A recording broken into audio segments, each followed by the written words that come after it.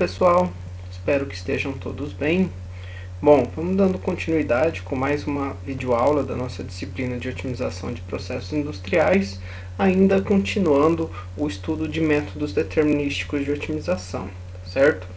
Bem, na aula anterior, que eu deixei para vocês algumas atividades, vocês já me enviaram, estou acompanhando, então eu passei para vocês e nós avaliamos métodos de otimização para problemas restritos por igualdade, certo? E dois métodos que nós trabalhamos foram o método dos multiplicadores de Lagrange e o método do gradiente reduzido generalizado. Já na aula de hoje, nós vamos começar a ver então métodos para problemas de otimização restritos por desigualdades, tá certo? E dentre esses métodos, nós veremos então três principais, tá certo? Que são o método dos multiplicadores de Karushkin-Tucker, ou multiplicadores KKT, também em algumas bibliografias e referências abreviam dessa forma, e o método da função de penalidade, do inglês penalty method, ou o método da função de barreira, barrier method, também conhecidos e referenciados às vezes na forma original, né, em inglês mesmo. Bom, para começar então, vamos ver e relembrar um pouquinho a necessidade de se conhecer métodos para problemas restritos, tá certo? Porque, como eu comentei na aula anterior, é muito comum encontrar problemas, né, no campo da engenharia com restrições, tá? Restrições por igualdade, elas são restrições assim que tornam o problema com caráter mais exato, porque a gente força que as nossas variáveis elas tendam ou sejam iguais a um determinado valor, a um determinado parâmetro. Porém, é ainda mais comum encontrar e lidar com problemas de otimização restritos por desigualdades, tá certo? Como por exemplo aqui, processos, né, e modelagem de processos que devem operar em certos intervalos de temperatura e pressão. Então é comum a gente estipular um valor mínimo e um valor máximo de temperatura, um valor mínimo e um valor máximo de pressão para que o processo trabalhe, porque, né, lá da disciplina de controle, né, vamos retomar que é muito fácil um processo sofrer uma perturbação, seja pela temperatura ambiente, seja, né, por uma variação externa atuando sobre o processo. Então a gente não pode sempre garantir que a gente tem uma temperatura ou uma pressão fixa, porque isso acaba exigindo um controle muito rigoroso e em muitos casos desnecessário ou que acarreta em custos excessivos. Tá bem? Então é comum a gente trabalhar em intervalos de temperatura e pressão, e se a gente estipula esse intervalo em um modelo, a gente acaba tornando o processo restrito a que a temperatura seja maior ou igual a um determinado valor e menor ou igual a um valor máximo, e o mesmo para a pressão. Ou valores de concentração e vazões sempre positivos, tá? Porque a gente pode fazer e escrever as equações de balanço de massa, e ao tentar otimizar um problema para maximizar o lucro, maximizar o rendimento, maximizar algum outro parâmetro, a gente acabar caindo em uma solução com valores negativos. Então é necessário que a gente coloque aí que as vazões e concentrações, né, ou composições das correntes sejam sempre valores positivos. Então isso acaba restringindo a solução que a gente busca para o problema. Também processos termodinamicamente possíveis, tá? Se a gente avaliar alguns problemas e alguns sistemas com balanço de energia do ponto de vista termodinâmico, então a gente, para que seja possível na prática ocorrer um processo, seja um processo físico, um processo químico, a variação de entropia do sistema que a gente está analisando tem que ser positiva, tá? Tem que ser maior que zero, ou em cálculos de equilíbrio a gente tem que ter uma variação de energia de Gibbs negativa, tendendo ao seu ponto mínimo. Então a gente tem aí algumas restrições termodinâmicas também, e por exemplo em problemas de separação podemos ter ainda as restrições de que o número de estágios reais tem que sempre ser maior do que o número de estágios ideais, tá certo? Porque geralmente a gente tem fórmulas ou maneiras de determinar os estágios ideais de colunas de destilação, extração, absorção e assim por diante. Porém a gente sabe que na prática, devido à eficiência de separação em cada estágio, a gente acaba então determinando o projeto com os números de estágios reais a partir dessa correção. Bom, e nesses casos, porém, o universo de busca por uma solução factível é normalmente maior também, já que a gente tem uma grande possibilidade aí de valores possíveis. Quando a gente diz que uma variável tem que ser maior ou igual, a gente está dando uma série de possibilidades de valores para essa variável. É diferente de quando a gente colocava que tinha que ser um valor igual e a gente estava dando uma condição de exatidão, que só poderia haver uma solução talvez para aquele problema, certo? E então a gente acaba podendo, né, fazer com que a solução ela satisfaça essas restrições, ela esteja contida aí a um intervalo extenso. Porém, dentro desse intervalo extenso vai ter um conjunto de valores que vai acabar minimizando ou maximizando a função objetivo que a gente definir. E então, dando continuidade, nos problemas de otimização restritos por desigualdade, a gente acaba podendo então adicionar mais funções àquela representação clássica do problema que a gente está acostumado a trabalhar, certo? Por exemplo, aqui em problemas de otimização restritos por desigualdades em intervalos fechados, eles acabam se tornando também problemas restritos por igualdades e desigualdades, tá bem? Porque uma desigualdade do tipo maior ou igual ou menor ou igual acaba também aceitando que o valor seja igual ao que a gente está estipulando. Então é difícil dissociar ou ter um problema só com restrições de desigualdades. É mais normal a gente encontrar problemas com ambos os tipos de restrições, desigualdades e igualdades. E os métodos que a gente vai trabalhar aqui hoje, dois deles são para problemas onde a gente pode ter os dois tipos de restrições, tá certo? Tanto de igualdades quanto desigualdades, e um deles é aplicável a problemas apenas com desigualdades. Tá bem? A hora que a gente chegar para ver cada um, eu vou deixar isso mais definido. Bom, e então, na representação clássica, a gente adiciona e chama de GJ de X as restrições por desigualdades que a gente vai trabalhar no problema. Tá? Então, nesses problemas, o objetivo é encontrar uma solução ótima, né, para nossa função z de x, onde x é o vetor das variáveis do problema, lembra? E para qual o conjunto de i e j restrições por igualdades e desigualdades do problema também sejam satisfeitas respectivamente. Então a gente tem que satisfazer basicamente todas as nossas restrições, sejam elas de igualdade, representadas aqui por i, para diferenciar do número que a gente pode ter de restrições de desigualdades j. Bom, além disso, as restrições de desigualdade elas podem ser satisfeitas, como eu comentei, pelo valor para qual ela seja igual ao termo que a gente está trabalhando, né? E de maneira padrão a gente tenta representar com a igualdade igual a zero, passando tudo para o lado esquerdo, para deixar o problema escrito nessa forma aqui, porque um dos métodos que a gente vai avaliar, que é o método dos multiplicadores de Karushik-Tucker, ele exige então que o nosso problema ele esteja aqui nessa forma para a gente aplicar o método e obter a solução ótima. E quando a restrição por desigualdade ela é obtida por um valor igual, e não a um valor maior ou menor, a gente diz e define que essa restrição de desigualdade é uma restrição ativa, tá bem? Porém, a gente pode encontrar soluções ou achar um vetor solução que não necessariamente ele esteja aí na forma da igualdade para desigualdade do tipo maior ou igual ou menor ou igual. Mas o problema pode ser satisfeito, né, com uma restrição do tipo menor ou maior apenas. E nesse caso a gente diz que a restrição ela é inativa quando a nossa solução ela não está exatamente no ponto do intervalo fechado, que seria o equivalente aqui à igualdade para a restrição. Tá? Então isso ocorre pois a solução do problema irá depender dos números de restrições ativas e inativas que a gente tem.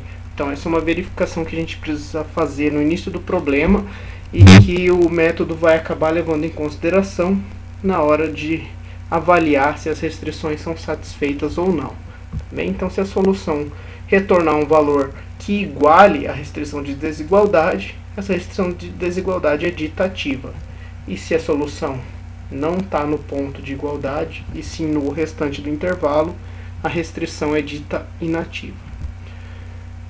Como representação gráfica, né, então, como também comentei, né, lá na aula anterior, para a parte de otimização restrita por igualdade, lá a gente tinha uma intersecção entre a função objetivo e as funções de restrições. Aqui, nesse caso, a gente não vai ter apenas a intersecção, né? A gente pode ter também uma solução na intersecção para quando as restrições de desigualdade são ativas, porém, se a gente tem restrições inativas, a gente vai ter um intervalo de busca para as nossas soluções, tá? Então, por exemplo, aqui na equação da reta e das desigualdades, se eu tenho uma restrição do tipo maior ou igual ou menor ou igual, eu tenho um intervalo de busca acima ou abaixo dessa reta, que também seja ele seja um intervalo de busca para a função objetiva.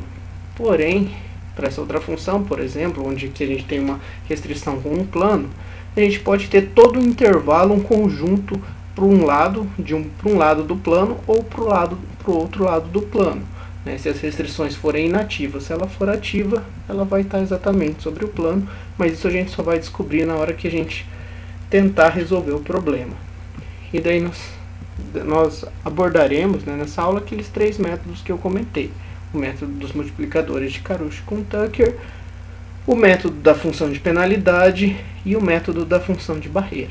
Então, vamos lá para cada um deles. Primeiro, para o método dos multiplicadores de Karush-Tucker, que ele é um método bem parecido com o método dos multiplicadores de Lagrange, onde alguns outros pesquisadores, né, o William Karush, Harold William Kahn e Albert William Tucker, eles então aprimoraram o método dos multiplicadores de Lagrange, que é um método apenas para otimização restrita, e conseguiram adaptar o método com algumas modificações para que ele também resolvesse aí problemas de otimização restrito por desigualdades. E ao fazer essas modificações, acabam surgindo outros parâmetros aí, então, que permitiram que eles chamassem o método com as abreviações dos sobrenomes de cada um deles, tá certo? Então, é uma abordagem similar que foi aplicada e apresentada para o método dos multiplicadores de Lagrange, é utilizada com alguma sutil diferença que a gente vai ver aqui a seguir. Bem, basicamente, o método ele consiste ainda em transformar a função objetiva original em uma função lagrangiana. Porém, essa função lagrangiana, diferente lá dos métodos dos multiplicadores de Lagrange, que ela era composta apenas aqui pela função objetiva e pelas restrições de igualdade, a função objetiva agora vai adicionar também as restrições de desigualdade e vai aparecer aqui um novo termo, né, um novo coeficiente que denota então que essas restrições adicionadas são restrições de desigualdade. Tá bem? Então aqui nessa função os parâmetros lambda i eles continuam sendo os multiplicadores de Lagrange. E as novas variáveis, que são os multiplicadores das funções restritas por desigualdades, denotados aqui por μj, são conhecidas como multiplicadores de Karush-Tucker. Também por isso o nome do método. E aqui a gente então transforma a função objetivo em uma função lagrangiana com ambos os multiplicadores, tanto os de Lagrange para as restrições por igualdade, quanto os multiplicadores KKT aqui para as restrições por desigualdade, certo? Bem, analogamente ao método dos multiplicadores de Lagrange, as novas condições para se obter o valor ótimo da função lagrangiana, agora para esse método, são que tanto a derivada em relação a todas as variáveis do vetor x da função lagrangiana, quanto as derivadas em relação aos multiplicadores de Lagrange e também aos multiplicadores KKT têm que ser iguais a zero, tá certo? Lá no método anterior, né, apenas essas duas primeiras então eram necessárias, e agora também a gente precisa obter as derivadas em relação aos multiplicadores KKT e então igualar a zero também e resolver esse sistema de equações para determinar a solução do problema de otimização. Porém, a gente precisa também analisar um pouquinho aqui as as restrições, tá certo? E para isso, quando a gente reescreve o problema formulando ele em função das derivadas da função lagrangiana, a gente obtém um sistema de equações m por m.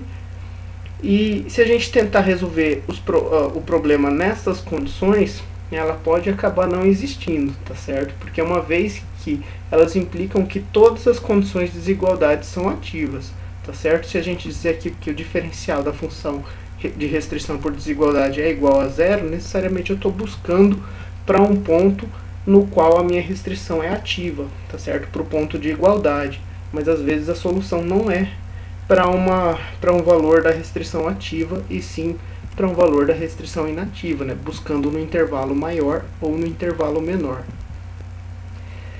Portanto, é necessário primeiro detectar quais restrições são ativas e quais não são, e a gente pode utilizar uma estratégia conhecida como estratégia do conjunto ativo para delimitar e observar quais das restrições de fato são ativas ou não, e em seguida que a gente obter quais são e quais não são, a gente vai resolvendo o problema de otimização até encontrar uma solução que satisfaça todas as restrições. E assim que a gente encontrar, essa é a solução ótima para o problema. Tá bem? Então vamos ver primeiro como funciona essa estratégia, que ela faz parte então do método dos multiplicadores de Karush-Tucker. Bem, a estratégia do conjunto ativo, então, ela busca conhecer quais as restrições por desigualdade são ativas, porque apenas essas restrições devem ser incluídas na função lagrangiana, tá certo? Então, primeiro a gente identifica quais são e resolve o problema, o sistema de equações das derivadas, apenas adicionando as restrições ativas, certo? E para detectar as desigualdades ativas, a estratégia é aplicada de acordo com os seguintes passos. Primeiro, a gente considera que todos os multiplicadores KKT, eles são iguais a zero, ou seja, a gente primeiro considera todas as restrições de desigualdade inativas, tá certo? E elas sendo inativas, a gente não adiciona elas na função lagrangiana e tenta resolver o problema como se fosse uma função lagrangiana do método dos multiplicadores de Lagrange, tá certo? Então, um ponto inicial é esse. Se a gente conseguir resolver esse sistema de equações que a gente vai obter sem os multiplicadores KKT e obter uma solução intermediária, aqui no passo 2, que a gente vai chamar por enquanto de intermediária, uma solução ótima, e se essa solução ótima ela satisfazer todas as restrições de desigualdade e todos os multiplicadores que a gente encontrar na solução do método para a resolução do sistema de equações das variáveis, isso quer dizer que se esses multiplicadores forem todos positivos, então a solução ótima foi encontrada, certo? Então primeiro a gente resolve o método sem multiplicadores KKT, resolve o problema com o método já conhecido lá dos multiplicadores de Lagrange sem os multiplicadores KKT e verifica se na solução os multiplicadores obtidos são positivos e se essa solução satisfaz as restrições de desigualdade. Se isso for verdade, encontramos a solução ótima. Porém, isso pode não acontecer. Isso pode tanto o vetor solução não satisfazer as restrições de desigualdade, quanto os multiplicadores não terem valores positivos na solução do sistema. E nesse caso, então a gente vai aqui para o passo 4, e a gente precisa então adicionar a restrição de maior violação, tá? Vamos chamar aqui de GK de x, tornando ela ativa e adicionando ela na função lagrangiana. Por exemplo, vamos dizer que a gente tem 3 restrições de desigualdade e a nossa solução ela encontrada lá sem considerar os multiplicadores KKT, ela não satisfaz nenhuma das restrições de desigualdade. Então a gente vai ver qual tem o maior grau de violação, tá certo? O que quer dizer isso? Qual tem o maior valor em módulo sendo desrespeitado. Por exemplo, vamos dizer que as minhas 3 restrições de desigualdade tenham que ser menores ou iguais a zero. E substituindo a minha solução, eu encontro na primeira que esse meu valor é 1, na segunda é 2 e na terceira é 3. Né? Se todas tinham que ser menor ou iguais a 0, a que deu 3 para minha solução é a que está tendo a maior violação. Então, primeiro eu vou adicionar ela na função lagrangiana e vou resolver o problema novamente, buscando uma nova solução intermediária. Aí essa nova solução intermediária eu vou verificar novamente no passo 3, se ela satisfaz as restrições de desigualdade e se ela também tem todos os multiplicadores positivos. Se isso for verdade, achamos a solução ótima. Porém, se ainda continuar violando as restrições, ou tendo valores negativos para os multiplicadores, então eu vou lá e vejo novamente uma restrição violada e adiciono ela na função lagrangiana. E vou fazendo isso sucessivamente até que a condição do passo 3 seja satisfeita. Também a gente vai ver um exemplo agora, logo em seguida, para entender um pouquinho melhor esse funcionamento. Por exemplo, aqui o exemplo 1, tá? Onde vamos resolver o seguinte problema de otimização utilizando o método dos multiplicadores de Karosh com Tucker. Então, temos aqui a função objetivo, que queremos minimizar, uma função z de x1 e x2, né, aqui com esse caráter de x1 menos 2 ao quadrado, mais x2 menos 1 ao quadrado, sujeito a duas restrições, uma de igualdade e uma de desigualdade. Tá bem? Então aqui as restrições já estão no tipo que a gente precisa para analisar e aplicar o método. Tá? Se não tivesse igual a 0 ou escrito na forma menor ou igual a 0, a gente precisaria rearranjar essas restrições e deixá-las nesse formato. Porém aqui a gente já tem elas como desejável para resolver. Então vamos lá.